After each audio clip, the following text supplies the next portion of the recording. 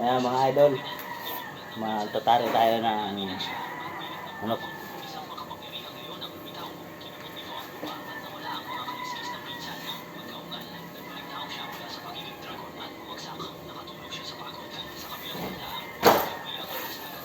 Ito mga idol, para ilaban mamaya mga idol. Tapos saktong-sakto yung pagtatari natin. Baliktad yung ano. Ito pala dapat.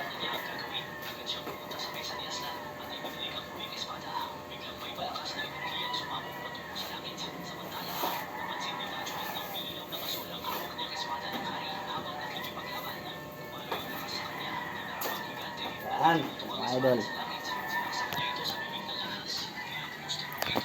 Tingnan natin.